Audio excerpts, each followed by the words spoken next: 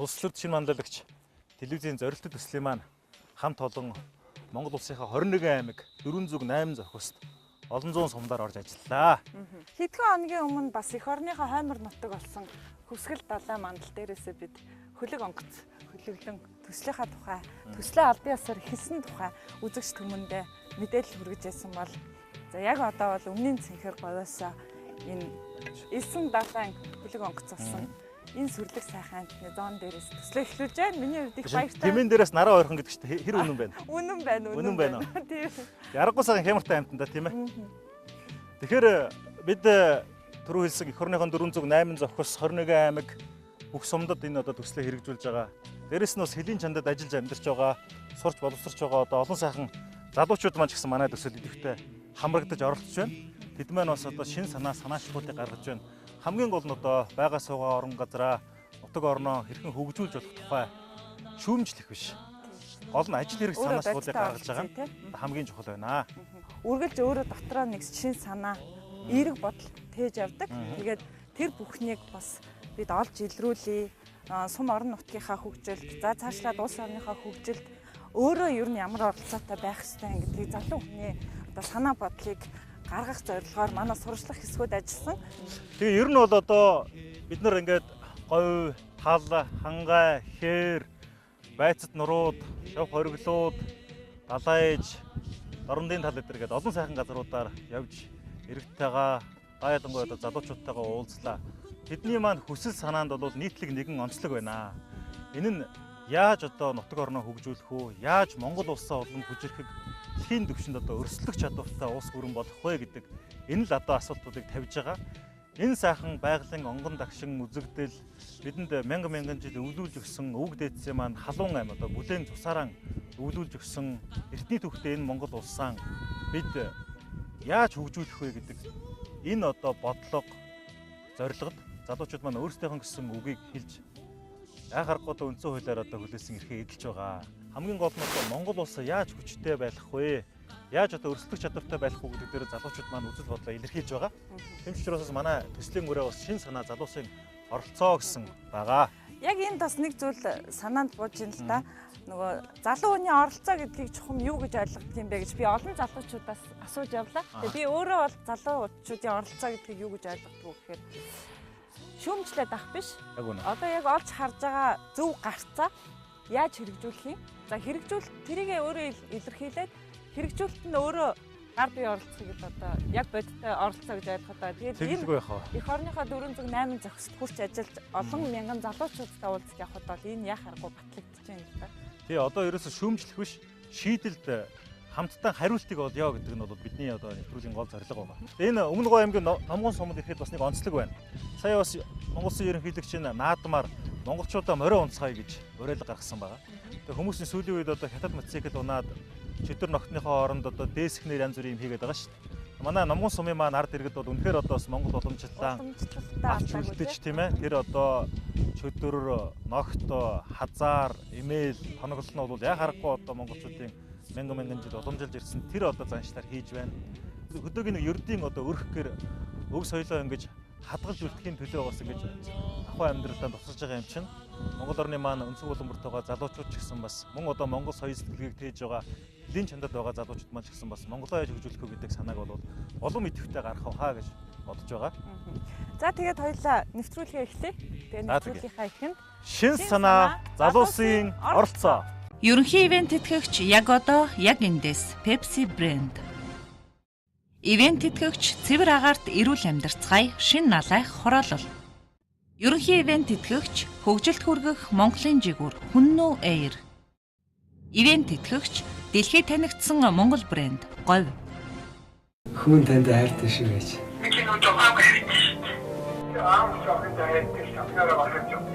Хайртай шүү гэж хэлэх юм аа. Энд лапочтой байлгураад байгаа шүү дээ. Ээжтэй хайртай гэж хэлж байгаагүй юм л. Та бол миний амьдралын утга учир. Хайртай шүү гэж хэлгээд. Хүн танд хайртай шүү гэж хэлгэсэн.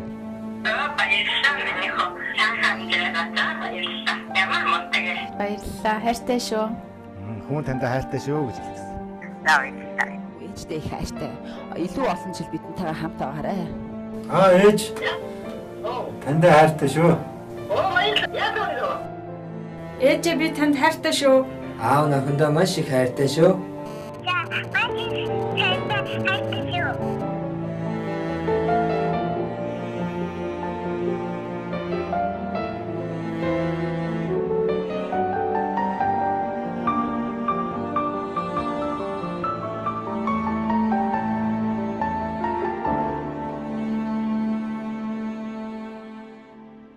Төрийн бас байгууллагууд одоо ер нь ихэвчлэн нийгэм чигээс үйл ажиллагаануудыг төлхөө авч явдаг байгаасаа гэж би хувьдаа боддог. Тодорхой хэмжээний бүлэгт чиглэсэн түүнийг маань хүртэгчтэй, хүлээн авахчтай тийм үйл ажиллагааг л нийгмийн хариуцлагатай үйл ажиллагаа гэж бодож байна. Бусдын эрхийг хөндөхгүй байхаар хариуцлагатай байж бусдаас янз бүрийн авилгал шудраг бус үйлдэл гаргахгүй байх тийм ухамсар хариуцлагууд бол хувь хүнч төр байгуулагч төр анхаарал явуучих юм бол би харж нийгмийн хариуцлага гэдгийг гэр худалдаж авч өгснийгөө нийгмийн хариуцлага гэж үзэж байгаа бол зарим байгууллагууд нь 100 хүн 1000 хүнийг ажлын байраар одоо тогтмол хангаж ажилуулж байгаа нь энэ өөрөө нийгэмдээ өгж байгаа нийгмийн хариуцлага гэж харах зүйл ээ. Гарцсан энэ шүү гэдгийг шийдэхин тулд уриалж дуудаж итгэн үнэмшүүлсэн тэр асуудлыг нийгмийн хариуцлага гэж би хувьдаа ойлгож байна. Заавал мөнгө нь заавал тийм санхүүжилт саарсан юм ерөөсөө хэрэггүй. Заавал байх ёстой асуудал. Нийгмийн хариуцлага гэдэг бол бас заавал зөвхөн сайхан сэтгэлтэй, зөвхөн хувийн ачааг хүмүүс хийдэг асуудал биш л дээ. Нийгэмд ямар нэгэн эерэг өөрчлөлт авчрах тэр үйл ажиллагааг бол нийгмийн хариуцлагатай үйл ажиллагаа гэж ойлгож байгаа. Оюутан залуучуудад итгэлэг олгох, тамирчтай өөрсдийнх нь зардлаар явуулах гээд өөрийнх нь компани имиж ээж гэсэн нийгэмдээ чиглэсэн ажлыг хийж чадж байгаагаараа бас нийгмийн ажлын нэг хэсэг болох юм болов уу гэж бодож байна. Би болж ивэл бусад маань яаж юм ингэж эргэн тойрны бас ханддаг санаа тавих үйл ажиллагааг л хэрэгтэй нийгмийн хариуцлага гэж үзэж байна. Анханасаа ярьж байгаад ерөөсөө хөгжлийн бодлого ярив. Тэ ямар нэгэн байдлаар эдийн засгийн одоо загварчлсан ярив гэж ер нь болох байсан. Тэ бид нар ерөөсөө энэ дээр санаа нэгдээгүй л дээ. Хөгжил гэдгийг одоо гэр бүл эцсийн дөндөө ярьж явж байгаа л ерөөсөө энэ гэр бүл одоо хувь хүний одоо төлөвшил бий болгох юм аа хөгжил. Энэ дээр тулгуурсан ажлуудыг хийгээ явах юм зүйтэй маа гэдэг ерөөсөө гэр бүл рүү чиглэсэн бичил төслийг хийх нь зүйтэй гэдэг шийдвэр гаргаад одоо бид нар яг энэ гэр бүл чиглэсэн ажлуудыг хийгээ яваад байна л да. Тэгээ өнөөдрийн нийгэмд гэр бүл салалт маш их байна. Эерэг тал руу хандлагыг нь өөрчлөе, чиглүүлээ гэдэг үднэс хариуцлагатай ажлын маань нэг хэсэг нь явж байгаа. Хүн болгоно ямар нэг юмд хариалагддаг л да.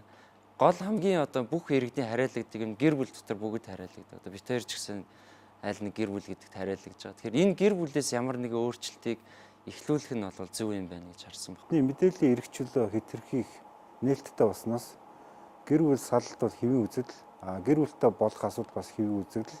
Бараг ингээд салж нийлэх нь одоо өдөр тутмын асуудал талах худалдаж авахтай адилхан ойлголт нийгмийн залуучууд маань их бий болж байгаа учраас манай багийнхан энэ сэдвийг илүү хүндэх юм бол нийгэмд нэлээх үр өгөөжтэй асуудлыг хөндөж чадах юмаа гэж үзээд энэ төвшүүлж тавьсан юм л да. Хамар доорх жижиг шажиг зүйлээ хараагүй бэжж бүр том юм руу хэдүүлээ өсчихээ болоо. Аливаа нэг юм чин энгийн жижиг зүйлсээс бүрддэг учраас хэдүүлээ маш энгийн тийм үр бүтээлтэй яг тийм зүйл хийя гэж ярьж эхэлж явж байгаа л янз бүрийн насныхан бүгд гэр бүл дотор хамрагдаад эхэлсэн байхгүй. Тэгэхээр тэгэд хүний хөгжил чинь өөрөө гэр бүл байж болох юм байна. Ерөөсөл гэр бүл эрүүл, гэр бүл зөв байх юм бол аяанда энэ нийгэм чинь цэвэршээд эдгээр өөрсдөө бүрдээд нөлөөллөө үзүүлээд явчих учраас хэдүүлээ ерөөсөө гэр бүл дээр чиглэе явчих гээл тэгэл яг эхэлсэн байгаа. Нэг л том юм хүсэж байдаг л дээ. Өөрөөс нь гадуур нэг юм байдаг юм шиг тий. Бидний харж байгаагаар бол улсын хөгжил гэдэг бол гэр бүл нийгмийн бүх давхруугаар чиглэхийн тулд гэр бүлд эмээ өвөнөр байна. Аав ээж залуучууд байна, хүүхдүүд байна. Тэгэхээр нэг гэр бүл рүү чиглэнэ гэдэг бол нийгмийн бүх давхаргууд руу чиглэсэн үйл ажиллагаа болох юм а гэдэг үднэс бид гэр бүлийг сонгосон. Өнөөдөр ихэнх хүмүүс бол наад захын хэрэгцээг хангахын төлөө ажиллаж амьдарч байна. Ерөнхийдөө яаж өнөөдөр хоолтой байх уу, дулаан хувцастай байх уу, хүүтний улирал ирж гин, гэр орноо яаж дулаахан байлгах уу гэдэг энэ тал руугаа л өдөр тутмынхын амьдралын ихэнх цаг нь яваад байна. Эннийхээ хажуугаар бид нар яаж бие бинийгээ хайрлах, хүндэтгэх, тэ өөрсдийгөө хөгжүүлэх энэ гол тэр одоо юу гэдгийг хувь хүний хөгжлийн хэрэгцээ. Тэг хүн байхын тэр хэрэгцээ рүүгээ тэр болгон анхаарч чадахгүй байгааг нь л бид нар олж хараад ерөнхийдөө энэ дээр нь л төвлөрж ажиллая. Хүмүүс тэр тэргөө наад захын хэрэгцээний төлөө өдөр шөнөгүй ажиллаж чинь зүтгэж чинь харин бид нар орхигдоод байгаа тэр бие биендээ хайраа түгээх, бие бинийгээ сонсох, ойлгох, танин мэдэх тэгээд түүнээс урам зориг авах, өөрийгөө хөгжүүлэх, өөртөө итгэх энэ хэрэгцээнүүдээр нь л тулгуурлаж ажиллах нь зүйтэй юм байна гэдэг дээр л одоо энэ төслийн маань ажил чиглэж ажилласан л да. Гэр бүл доктортой байж ээж, гэр бүл аз жаргалтай байж ээж те. Одоо ямар нэгэн газар ажилласан ч тэр хүүхэд нь хүртэл сургуульдаа сурсан ч аз жаргалаар дүүрэн байна. Тэгээ инээд баяслаар дүүрэн байна гэдэг чинь бусад хүмүүстээ бас нөлөөлөх чадвар нь болж чадж байгаа юм болов уу гэж үүднээс төслөө баг гэр бүл рүү чиглэсэн байгаа.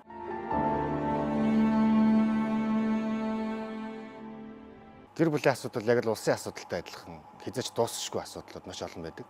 Гэхдээ бид нар хийж чадах нь бол ерөөсөө 4 цэг дээр л төвлөрч чадна гэсэн байдлаар өөрсдийнхөө чадах, өөрсдийнхөө эхэлж чадах 4 цэг дээр л төвлөрсөн. Зарим нэг маш сайн туршлагууд байна. Олон байгууллагууд өнөөдөр бол аав ээжийн ажлын нэг өдөртөө байна.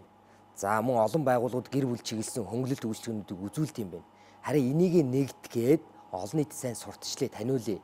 Тэгээд зөвхөн тэр өдрийг нь хагассан өдөр буюу бям гарагт гэр бүлийн өдөр болгоод ингээ бүгд нэг зүйл дээр фокуслоод ирэх юм бол хүн бүхэн тийш анхаарал ирэхээр аянда олонний сонорт хүрэх юм байна. Энэ нь ингээд юу гэдэг айжмаар хүнээс хүнд мессеж хэлбэрээр тарснараа бидний энэ өнөөдрийн ярьж байгаа зүйлс маань одоо биелэлээ олно л гэж харж байгаа л да. Бид нэр ихлээр бас богино хугацаанд аав ээж бие гэдэг хөтөлбөрийг зохион байгуулад ажилтнаа танилцаад тэгээд байгууллагууд дамжиж явах юм богино хугацааны төсөл санаачилсан. Энэний дараа тэр байгууллагын ажилчид маань илүү үр дүнтэй ажиллах ч юм уу тий. Гэр бүл байгаад идэх хэрнээ тэнд хайр байна уу гэдэг асуудал айгүй хэцүү тий. Зүгээр л мэдрэмжээр гэх юм уу тэгж л сонгосон. Говь дээр бид нэрийг хийж явж байхад нэг хөөрхөн хүү аав нэг халуун эндүүн дээр зогсож байгааг харснаа аав маань айгүй юм халууцт юм байна. Орой ирэхэд нь би ерөөсө хүүтэн цай бэлдээд орж ирэхэд нь өгнө гэж хэлсэн.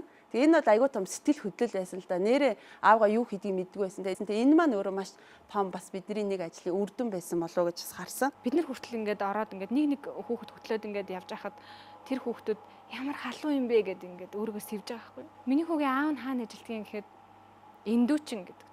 Тэр хүүхэд өглөө нь аавгаа ажилдаа явлаа гэхэд тэр мэдрэмжтэй л үлдчихэж байгаа гэсэн үг байхгүй. Оройн би юу хийгээд байж ах хэвтэй. Хүүхэд нь ээжээгаа ингээд юу хийдгийг мэдэхгүй. Манай ээж дарга гэж байгаа. Дараагүй юу хийдгийг гэхээр мэдэхгүй байна. Тэгээд нэг өдөр ингээд ээж аавынхаа ажил дээр очиод үзэхээр нэрээ ийм байдаг юм бэ. Манай ээж ийм ажил хийдэг юм бэ.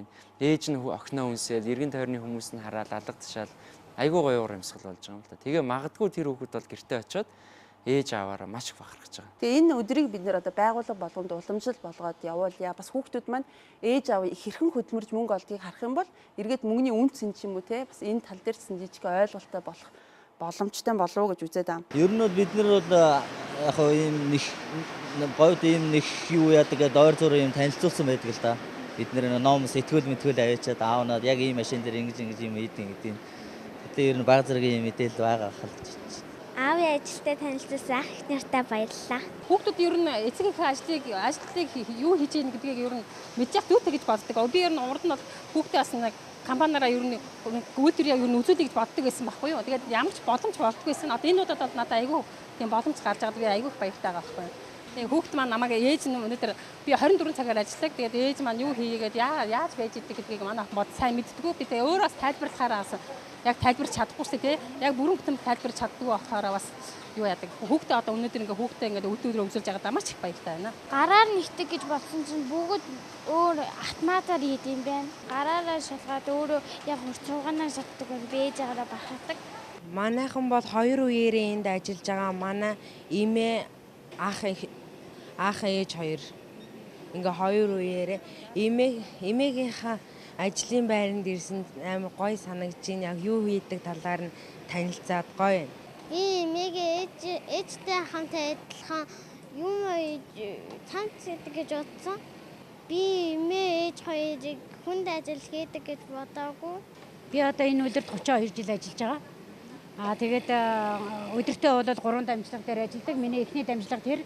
Тэгээд энэ одоо угаалганаас өмнөх энэ бол угаалганы сүүлжих гэдэл рүүгээ явдаг ажил дээр ажилладаг.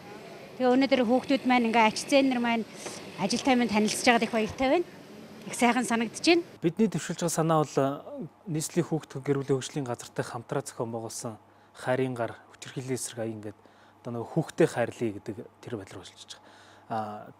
Тэр байгууллагатай хамтраад ажиллах дараагийн асуудал маань энэ хүчирхийлэл гэдэг энэ гэр бүл байгаа зүйлийг нийгэмд одоо ингээд яриад байгаа маань өөрөө сурталчилгаа болоод байна. Тийм учраас энийг арай өөр тал руу чиглүүлсэн сурталчилгаа биш тийм ээ. Сэрэмжлүүлэх байдал руу чиглүүлсэн ийм арга хэмжээг авъя гэдэг дээр нэг төвлөрч байгаа. Одоо шинэ бизнесийн ч юм уу нэг компанидаар яваад ч тийм гэр бүлийн өдөр гэж байдаггүй. Гэхдээ ресторанд яваад очиход гэр бүлийн меню байдаг. Кино театрт очиход гэр бүлийн одоо тасалбарын хөнгөлөлт байдаг. Гэхдээ эднээс нь өөрөөр өдрүүд ингээд тараагчсан төвлөрсөн нэг фокус төр байдаггүй тийм. Тэгэхээр энийг бидний судалгааг нь хийгээд кино театрууд дээр, ресторанууд дээр одоо олон нийтийн гэр бүлээр явж болох газруудаар очиж танилцаад энэ бүх зүйлээ нэг өдөр болгоод очие. Тэр өдөр нь хагас өдөр байгаатгаач тийм. Тэгэхээр гэр бүл болгон тэрийг мэддэг болчихно. Хагас өдөр бол гэр бүлийн өдөр. Өнөөдөр бүгдээ гэр бүлтэй авах юм бол музейн амьдралтай, ресторан амьдралтай гэдэг утгаараа гэр бүл хамтдаа байх сэдлийг энэгээр нь бас сэдэлжүүлээ гэдэг үгнээс гэр бүлийн өдрийг хагас өдөр болгоё гэсэн ийм хамтарсан уриалга гаргаад нийслэлийн гэр бүл хүүхд хөгжлийн газартаа нийлээд энийг нэгдсэн нэг өдөр болгохоор цааш нь хөгжүүлж байгаа. Ер нь цаашдаа бол 7 хоног болгоны бямб гарагийг бол гэр бүлийн өдөр гэж одоо зарлаад тэр өдрийн хүрээнд бол тухайн байгууллагуудыг аж ахуйн нэгжүүдийг нэгдээч гэдгийг уриалгах. Мөн одоо томоохон аж ахуйн нэгжүүд нийгмийн хариуцлагатай байгууллага гэж үзэж байгаа бол өөрийн байгууллагын үйл явцыг бол үр хүүхдүүд нь аав ээжийн компани хийж байгаа ажилтнаа танилцах юм өдөртэй байгаа ч гэж уриалж байгаа. Илүү хамгаалалт талаас бид нар олон телевизүүдэд бас гэр бүлийн үн цэнийг ойлгуулсан юм нэвтрүүлэг, хүүхдэд чиглэсэн нэвтрүүлгийг заавал 7 хоногт нэг удаа байлгаачаа гэдэг юм нэг саналыг бас бид нар хөргүүлэхээр бас албан бичгийн одоо бэлдээд явж байгаа. Тэгэхээр бидний л ерөөсө хүлээж байгаа үр дүн бол энэ байгаа. Телевизийн салбар бол мэдээж том салбар учраас энэ салбарын тодорхой хувийн бол яг энэ гэр бүл нийгэм чиглэсэн одоо ямар нэгэн мэдээлэл зөв зүйл рүү уриалсан одоо шторк видеонуудыг бол тогтмол тийм цацжээ гэж.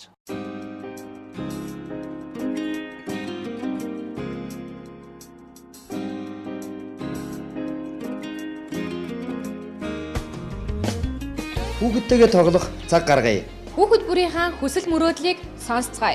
Аав хүн хүүгийнхээ хувьд анхны баатар нь байдаг. Харин охиныхоо хувьд анхны хайр нь байдаг. Эхчүүдээ, жирэмслэн эхчүүдээ хайрлаарай, бас мэдрээрэй. Хүүхэд бүгэлдэг гар бол хорвоог хөлтөн өдөрддөг гар юм аа. Хүн бүрт гэр бүлийн боловсрал хэрэгтэй. Гэр бүлдээ өнгөрөөсөн цаг хугацаа хамгийн аз жаргалтай цаг хугацаа байдаг. Хүүхдүүдээ эерэг аргаар хүмүүжүүлцгээе. Гэр бүл хөгжлийн үндэс. Уйхан цайлган ээжтэй билээ би. Залуу гэр бүлүүдийг дэмжиж гэж. Залуу гэр бүлүүд ерөнхийдөө бол одоо залуучууд нь гэр бүлээ авч явах гал тий хоёр залуу нийлээд ингээд босгодог боловч эдийн засгийн байдал маш хүнд байдаг. Цас цэвэрлэгч машин зохион бүтээсэн залуу. Тухайн үед сошиал ертөнцөөр маш үр дүнтэй юм гээд аягүй олон хүмүүс сайшааж ирсэн л да.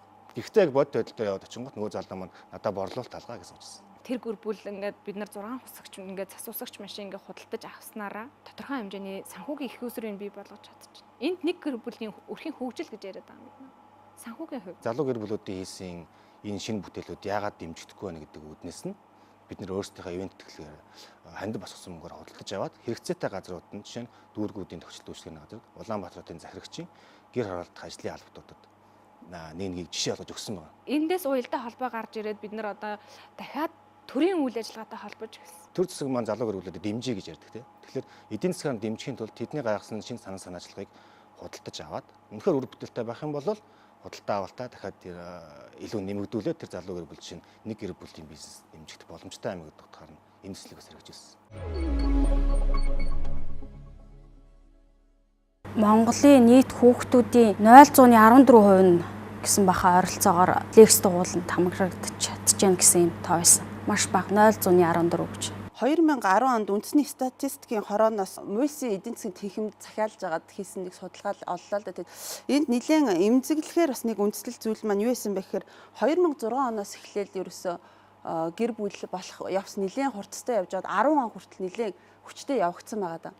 Тэгээ харсан чинь юу байсан гэхээр ерөөсөө нэг улс төр талаас халамж агиох өгөө. Дээр нөө шинэ гэр бүл асууд нэг 500 мянган холбогдоод тэгээд эргээд буцаа салтан ихсээд одоо ерөөсөө 10 оноос хойш гэр бүл болсон тоо маш буурсан байгаа байхгүй. Шүүгчдээс л би маш их сонссон. Одоо би орон нутгаас оролцогч тийм ээ. Тэгэхэд манай аймагт аймгийн шүүгчд хүртэл ирдэг. Би сумын иргэдийн төлөөлөгчдийн хурлын төлөөлөгч түн дээр ажиллаж байхад шүүгчд ирээд сумын хурлын төлөөлөгчд, сумын иргэдийн төлөөлөгчдийн хурал нийгэм чиглэсэн гэр бүл салалт руу чиглэсэн ажлыг зохион байгуулаач гэдэг саналыг маш их тавьдаг. Гэр бүлийг ийм өнгөцөн харж болохгүй. Энэ чинь маш том хариуцлага, маш том төлөвлөгөө үүний ард дагаад хүүхэд гарч ирнэ. Хүүхэд чи яаж хүмүүжинэ гэр бүлээс л тэг боловсрол эзэмшиж байгаа ч гэсэн гэр бүл дотор ямар уур амьсгал өсөж ийн гэдгээс шалтгаалаад бидний ирээдүй бас амар чухал байна.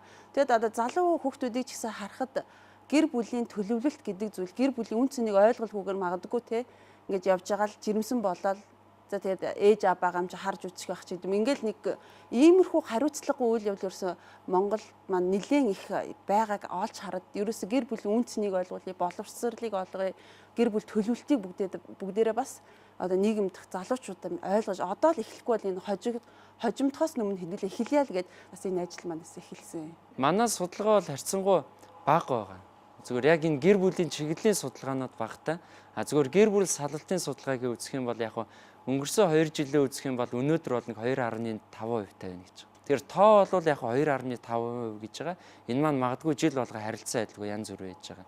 Магадгүй нөгөө нэг гэр бүл болоход нь өгж байгаа мөнгнөөс болоод гэр бүл болж исэн маш их тохиолдол байгаа. Түүний дараагийн жилүүд салт маш их байсан болвол одоо л харьцангуй багасж байгаа хэдий ч гэсэн эргэн тойронд харах юм бол нөхөр нь ч юм уу эхнэр нь хүүхдээ хаяа явцсан айлууд маш их байгаа даа. Сая сүүлд маш харамсалтай зүйл гарч байгаа юм л да. Нэг одоо 19 настай оюутан охин хүүхдээ гудамжинд хайж байгаа юм л да. Тэгэхээр бид нар бол эцэг их болж байгаа энэ залуучуудыг энэ сургалтын хөтөлбөрт нь ч гэсэн оруулж ер нь гэр бүлийн тухай ойлголт өгөхгүй бол бид нар 10 жилд нь онлайн прагматик мэдлгүүдийг маш сайн өгдөг ч гэсэн амьдрал дээр яг хэрэглэх мэдлэгийг бол бас өгөж төдийлэн чадахгүй байгаамаа. Төслөө зүгээр эхлээд гэр бүл гэж чиглэсэн боловч ингээд судлаад явсан гэр бүл тохиолдож байгаа асуудлуудыг өөрчилж чадахгүй ч гэсэн хандлагын одоо нөө бодож байгаа сэтгэл зүйн юм өөрчлөё гэдэг үүднээс гадуур ингээд хүмүүстэй уулзаад явхад хүртэл маш их зүйл ингээд мэдэрсэн.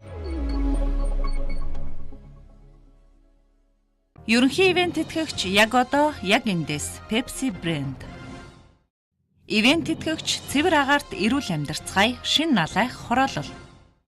Мэдээллийн хамтран ажиллагч өдрийн сонин өглөө бүхэн тантай хам. Хамтран ажиллагч мэдээ цэгийн үннийг мэдээлнэ.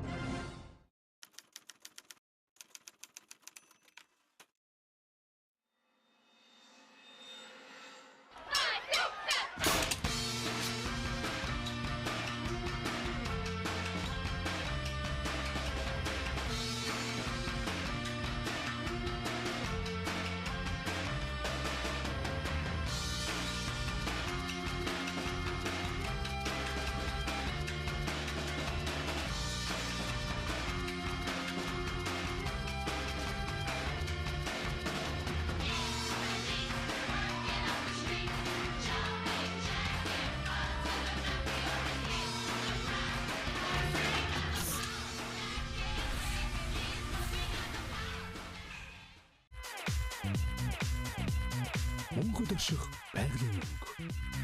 Намруулийн шин загварууд худалдаанд гарлаа. Наран мандах зүгт цэвэр агаарт эрүүл амьдралын тав тухыг бүрдүүлсэн иж бүрэн 6,000 айлын шин налайх цогцолбор хороолол таны гэр бүлийн амар амгалан аз жаргалт амьдрах бүхий л таатай орчин болох ногоон байгууламж, сургууль, цэцэрлэг, бүх төрлийн үйлчилгээний төвүүдийг нэг дор бүрэн шийдэн танд хүргэлээ. Цэвэр агаарт эрүүл амьдарцгаая. Тэлмэн констракшн шин налайх хороолол.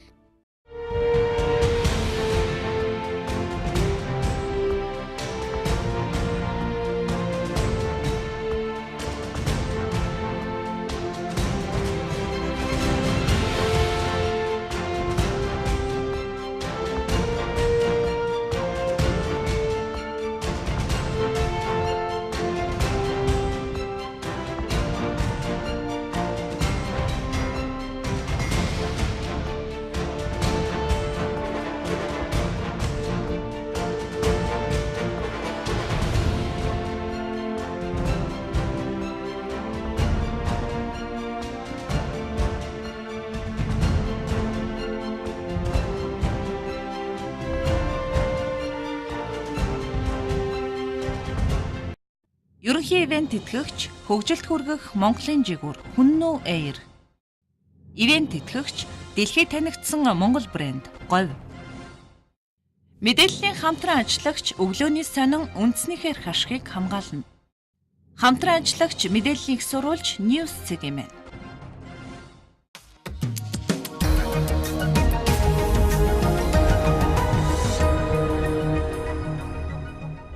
Сайн байна уу ээжээ? За та хоёртоо маш их хайртай шүү гэж хэлэх гээд залгаж байна.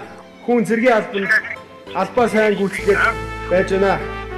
Өө ямар сайн за. Матрах мөчд үү? Үгүй. Энд нэвтрүүлэг ороо юу. Өө ямар гоё хаад вэ? Ангийн хаашаа тасраа. Өө ямар сайн. Ээжээ. Санчиг усны чин доогоор хайртай гэж хэлмээр сайлын хувинтэй дэглэх чинь даарах байсан ч нүмрөө дуртмаар санагдаж байна. Танд үнэхээр хайртай шүү. Нэг юм хэлэх гэсэн юм аа. Хайртай шүү гэж. Энэ хорвоод над охинтой болож ирсэн хамгийн том бэлэг чинь шүү. Хайртай шүү. Аав. Миний амир бурхан танд хайртай шүү.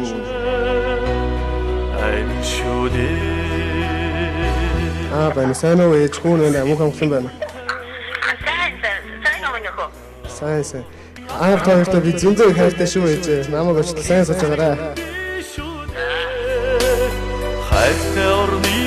Хүний дэдэ хүн болгож гэрийн зэнд өдий зэрэгтэй үргэлж баярлаа ээж. Хүн танд хайртай шүү ээж. Өнөөдөр одоо энэ төслөөр хийгээл тэгэл нэг яриад нэг зурагтаар гараад дуусгахыг бол бас бодоогүй. Энэ нэвтрүүлэгт оролцсонгоо олон залуучууд өөрсдөө хувь хүн талаас маш их хөгжиж байгаа. Өнөөдөр магадгүй зөвхөн өөрийнхөө урд амьдралаа болгоод сэтгэл хангалуун явж исэн бол энэ төслөөр дамжуулаад ахаад нэг алхам өшөө томыг харах бас их орон ирээдүйн хойч үеийнхээ төлөө би хийх ёстой юм байна, хөдлөх ёстой юм байна гэсэн олон сургалт, олон зүйл хамт олон. Яг энэ эрч маань биднэрт маш том эрчийг өгснөөрөө тэгээ бид нар бас ганцхан энэ нэвтрүүлгийн төлөө бид нар хийхгүй маань чинь эргээд том нөлөөлөл бас эргээд маш чухал одоо үр дүнтэй байх ёстой юм байна гэж үзээд тэгээ нийслэлийн нөгөө хүүхэд гэр бүл хөгжлийн газар бас бидэртээ маш хамтарч нэлээд том түлхэц олж өгсөн байгаа. Тэгээ бидний ерөөсөө үр дүн маань цаашид ерөөсөө 3 зүйл дээр эхлээд бид нэр ээж аавыг гэсэн нэг өдөрлөгийг зохиосон ерөөсөй байгууллага болгон энийг уламжил болгож хийя гэж.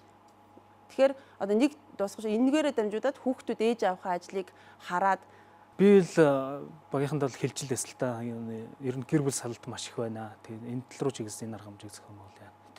Энэ төслийнхөө хаалтыг бид нар хийхээс өмнө юусэн энэ дээр бодлогын баримт бичгэн дээр сууж байгаа үр дүн гарах байх гэж бодож байна. Нийгмийн одоо тэр сайн сайхны төлөөх реклам гэхэд урангоогийн санаа. Одоо намайг ч гэсэн би 20 жил миний ээж өсгөж байхад би нэг ч удаа хайртай гэж хэлж үзэж байгаагүй байхгүй. Тэгээ оюутан багт анх удаа хэлэхэд бол аягүй сонир хүлээж авч. Ачаарлаа чиний мэдрэл чинь зүгээр үү гэж тий. Тэгээд яагаад тэгэхээр өмнө би нэг ч удаа хэлж байгаагүй. Энийг үтсэн хүмүүс ч гэсэн ер нь гэр бүлдээ бид нар хайртай гэдгээ хэлье. Тэрнээс ч би 20 хүртэл бараг маш олон охинд бараг хайртай гэж хэлжсэн байгаа байхгүй тий. Үнэн ч юм уу бодлоо ч юм мэдгүй тий. Тэгээ ингээ үзэхээр бид нар яг энэ дүр хэсгдэг баг зүүдэг зүйлээгаа нийгэмдэр ч ижилхэн бай, гэртээ ч ижилхэн байя. Одоо нийгмийн чиглэсэн тэр гэр бүлийн чиглэлтэй видеог телевизүүд гаргадаг байх. За мөн одоо гэр бүлийн өдөртөө болоод тэр өдрөөр нь одоо хөнгөлт урамшуул гадуур байдлгадаг байх талаас нь илүү ярьж байна л та. Энэ бол ерөнхий эхний ээлжинд уриалгад бол төдийлөн мөнгө хэрэг байна. Бид нар бол ихэнд шаардлагатай мөнгө бол тодорхой залуу гэр бүлүүдийг дэмжих. За мөн одоо байгууллагуудыг ийм өдөртөө байхад уриалгад зориулж байгууллагууд дээр нь акцуудыг хийж ирсэн. Энэ дээр баг зэрэг мөнгө гарсан. Байгууллагууд дээр очиад яхаар залуучуудаа дэмждэг байгууллагууд маш их. Одоо ер нь Монголд залуучууд ингээ хөдлөх ёстой, хийх ёстой, өөрийнхөө санаагаа ил тод байлгах хэрэгтэй. Бид нэр ингээ гэртээ суугаад байх биш, ажилдаа суугаад байх биш те. Ямар нэгэн байдлаар телевизэд оролцох ч юм уу эсвэл өөр аргаар ч юм уу уриалах хэрэгтэй гэдэг. Гэр бүл давсан нөгөө нэг энерги ирч хүчээ нийгэмд одоо гаргахтаа маш эргээр ингээ хүлээж аваад тэгээд нийгэмд гарахтаа ядаж бие биентэйгээ соёлтой харьцаад бие биенээ хүндэтгээд ахмад наснаа хүндэтгээд тэгэж явцгаая гэж хэлмээр байна. Тэгээд энэ төсөл маань ч гэсэн бид нар хичнээн ингээ нэвтрүүлэгт ороо гаргаж ирж байгаа ч гэсэн манай багийнх нь хойштоо өөртөө ч гэсэн зөвхөн баг дотроосоо эхлээд өөрчлөгдөд дараа нийгэмдээ хандсан өөрчлөлтийг хийя. Энэ төслийнхээ цааш одоо амьдрах чадварыг нь бол би нэлийн өргөн хүрээнд харж байгаа юм. За тэрнийхээ нэг нь юу байх вэ гэхээр яагаад бид нар нийслэлийн хүүхэд төрөл хөгжлийн газартай хамтарсан бэ гэхээр ерөнхийдөө зөвхөн 13 14 онд бол 9 дүүргэд хүүхэд гэр бүл хөгжлийн төвтэй болсон. Нийслэлийн хүүхэд төрөл хөгжлийн газрын харьяанд. За энэ төвд бол яг дүүргийнхээ хүрээнд хүүхэд гэр бүлийн сайн сайхан руу чиглэсэн олон ажлуудыг хийж хэрэгжүүлж байгаа шин тутам ийм байгууллага байгаа. Тийм учраас энэ байгууллага түшсэн юм байна. Энэ байгууллагын магадгүй 15 оны үйл ажиллагааны төсөл хөтөлбөрт нь ороод явах бидний ажил мөн тэдний дээр хийгээ явж исэн ажлуудыг бид нар бас хүч өгж бид нэр өөрсдийнхээ дэвшүүлсэн ажилд маань тэд нар бас бидний ажилд хүч өгөж ингэж хоёр талаасаа хүчээ нэгтгэж ажиллаж байна. Нэрний хувьд бол яг улс төр гэдэг талаас нь бас их хвчлэн хүлээж авах тохиолдол заримдаа ажиглагдаг л да. Гэхдээ яг үндсэн зорилгоо яриад хийх байгаа ажлаа танилцуулахлаар зөвхөн энэ улс төр биш юм байна. Энэ залуучууд яг өөрсдөө хийгсэн зүйлийг өөрсдийнхөө өнцгөөс олж хараад ирсэн байна гэдгийг ойлгоод маш уриалгахнаар өөрчлөгддөг. Зарим зүйлд бол зайлшгүй мөнгө шаардлагатай байдаг. Гэхдээ гэр бүлийн өөрчлөлтөд бол хүн зайлшгүй мөнгө шаардлагатай биш. Тэгээ би хоёр охинтой. За бага охин мөн бол одоо дөнгөж 3 сар хүрэх чинь. Яг энэ төслийн ажил эхлэхдээ аль шинэ хүмүүс маань мэндэлсэн. Тэгээд ерөнхийдөө бол хичнээн энэ завгүй байгаа ч гэсэн би аль болохоор гэр бүлдээ цаг зав гаргах. Тэг яг энэ яриад яваад байгаа зүйлсээ бас хэрэгжүүлэх гэж их оролдож байна. Яаж хүүхдэд цаг гаргаж тоглох уу, тэ? Өнөөдөр хүүхд мань бол манлайлагч гарлаа ааваа гэж хэлдэг болчлоо. Гэр бүлийн сайхан уур амьсгал бол байна л да. Шууд төсөлтөй холбогдоод урд нь ажил гээл те ер нь би мөнгө олоод гэр бүлээ тэжээгээ явж явах нь бол миний үүрэг, эр хүний үүрэг гэж хардаг байсан. За одоо ингээ хамт олон дундаа ороод тэр гэр бүл хүүхд хөгжлийн төв дээр очиод ингээд яг энэ гэр бүлтэй хамаатай энэ уур амьсгал дээр бид нар ингээд өөрсдөө ойлгоод тэрийг хийгээ явахаар өөрийн ирэхгүй эртгэн тараад гэр бүлдээ цаг заваа зарцуулах хэрэгтэй юм байна. Ядч л одоо би бүтэнсээ өдрөд агаарт хүүхдүүд аваа гарах юмсан гэж төлөвлөдөг болчлоо. Нэг тийм нийтлэг аав нарыг ажиглахаар нэг гэртээ орой орохоор нэг ном уншаад мэдээ үзээд утсаа оролдоод суудаг л нэг л дүр байгаа даа. Тэгэхээр энийг жоох өөр болгоё, илүү амьд харилцааг бий болгоё гэдэг саналыг бол тавьсан. Би гэр бүлдээ аавын хуваар хоёр янзаар цаг зарцуулж байгаа л та. Сайн аав байхын тулд хүүхдийнхээ яг юу бодож байгааг л мэдрэх л чухал л та. Хамгийн гол нь тэр чадвар эзэмшгэд миний нөлөөлөх хэрэгтэй. Сайн сургууль сурах хэрэгтэй. Сайн хүмүүстэй холбож өгөх хэрэгтэй. Энийг л би хийж. Энэ төсөлд орохоос өмнө бол би яг ажилдаа бол яг цагт ирээд ямар ч ажлаас яг цагтаа гарч чаддаг. Яагаад гэвэл миний гэр бүл тэнд ард байгаа учраас тэгээ маань байгуулагч нь тэрийг маш сайн ойлгодог. Тэгээ ажлын цагийг ажилдаа гэр бүлийнхаа цаг яг гэртээ зарцуулахаар ер нь бол бүр тэгээд нэлээд төлөвшөж чадсан бас нэг тэр тийм өөрчлөлийг хийж чадсан гэж бас боддتي.